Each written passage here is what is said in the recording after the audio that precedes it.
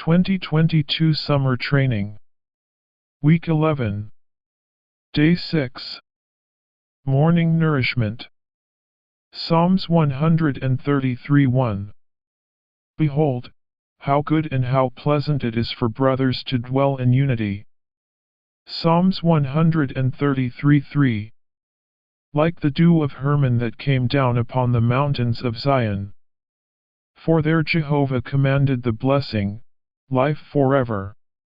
Psalms 23:6. Surely goodness and loving kindness will follow me all the days of my life, and I will dwell in the house of Jehovah for the length of my days. How we thank the Lord for recovering the genuine oneness, the oneness that has been lost by Christianity.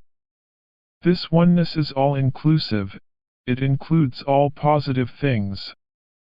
Division, on the contrary, includes all negative things. When we come back to the oneness, all the godly, heavenly, spiritual things return. On the one hand, we must admit that we are still quite short and have a long way to go. On the other hand, we can testify that the Lord's riches surely are to be found in His recovery.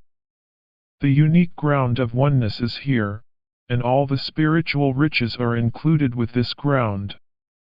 All the godly things and all the spiritual riches are ours on the ground of oneness. Today's reading. After we came into the church life, spontaneously the aspiration for godliness, holiness, and spirituality was stirred within us. Because we are on the proper ground, the ground of oneness, the Word of God is transparently open to us. This is wholly due to the Lord's blessing on the ground of oneness. Where the recovery of the ground of oneness is, there the testimony of the Lord is also.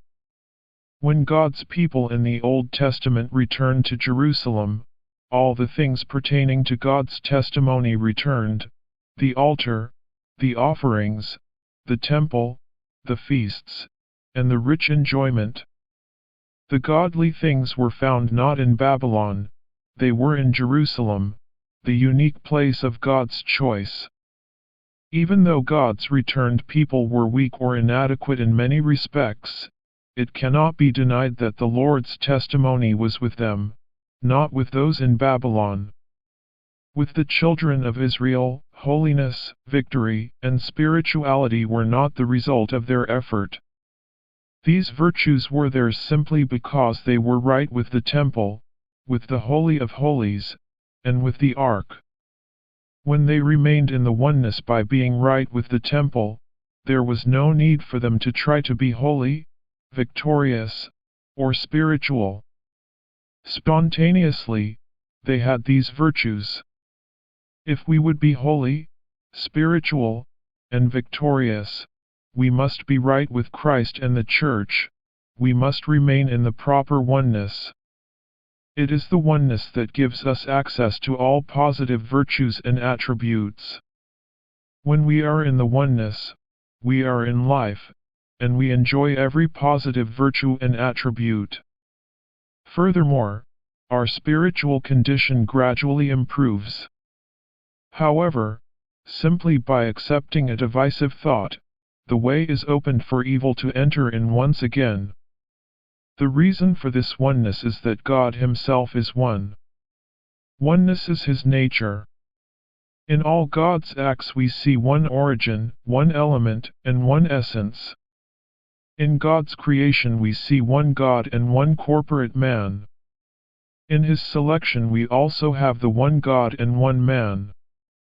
Moreover, in the Church we have the one Spirit and one new man. Eventually, in the New Jerusalem we have the unique triune God in the one city characterized by the one throne, the one street, the one river, and the one tree. Therefore, the oneness about which we are speaking is not a partial oneness, it is a great, complete, comprehensive oneness, a oneness in entirety. May we all be impressed with the vision of such a oneness. If we see the vision of the oneness of entirety, all the germs of division will be killed, and we will be delivered from every kind of division. This is the end of today's morning revival.